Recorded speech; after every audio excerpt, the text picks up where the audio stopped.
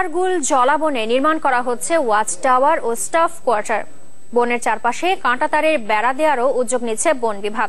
কর্মকর্তাদের দাবি, পর্যটকদের অবাধ বিচরণ ঠেকাতে এবং তাদের সুবিধার্থে এসব স্থাপনা নির্মাণ করা হচ্ছে। তবে অপরিকল্পিত স্থাপনার কারণে দেশের একমাত্র জলাবনটির জীববৈচিত্র্য হুমকির মুখে পড়তে পারে বলে আশঙ্কা করছেন পরিবেশবাদীরা। শফি আহমেদের ক্যামেরায় গুলজার আহমেদের রিপোর্ট। সিলেটের গোয়াইনঘাট উপজেলায় রাতারগুলের অবস্থান।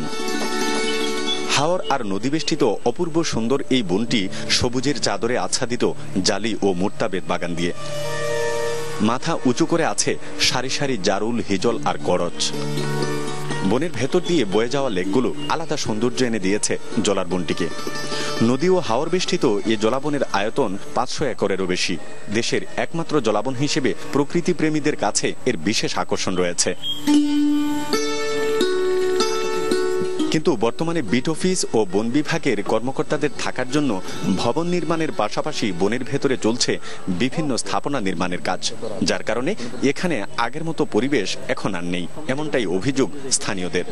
মাস খানিক করার কারণে মালগুলা নেওয়ার জন্য এখন গাড়িগুলো লইয়া চলে যায়, মোটর সাইকেল লইয়া যায়, আওয়াজের জন্য সব পাখিগুলা চলে গেছে। আগে আমরা যেগুলা পাখি, ঐতিহ্য পাখি, অতিথি পাখি আসতো, ওখানে অতিথি পাখি আসে না। এটাও আর সব সময় তারা মানুষ ঢুকিয়া বিভিন্ন চিল্লা চাটকার করে, তবে আমরা পরিবেশটা নষ্ট হয়। কিন্তু সিলেট বিভাগীয় বন কর্মকর্তা বললেন, রাতারগুল জলার বন রক্ষার জন্য তাদের এই উদ্যোগ। আকাঙ্ক্ষা অনুযায়ী সেখানে একটা ইকো ট্যুরিজমের একটা ব্যবস্থা নেওয়া হচ্ছে।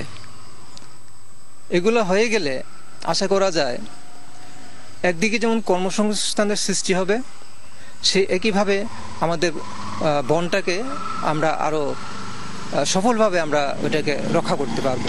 সারা বিশ্বে যে 22টি মিষ্টি পানির জলার বন রয়েছে, তার মধ্যে সিলেটের এই রাতারগুল হচ্ছে অন্যতম একটি।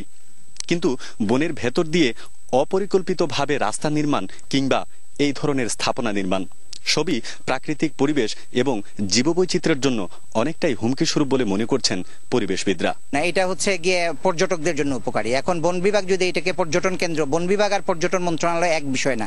তারা পর্যটনের দায়িত্ব তারা পালন করতে যাবে কেন? এখানে তারা বনকে রক্ষার জন্য তারা কাজ করবে, সেটাই আমরা চাই। গুলজার আহমেদ, চ্যানেল 24, সিলেট।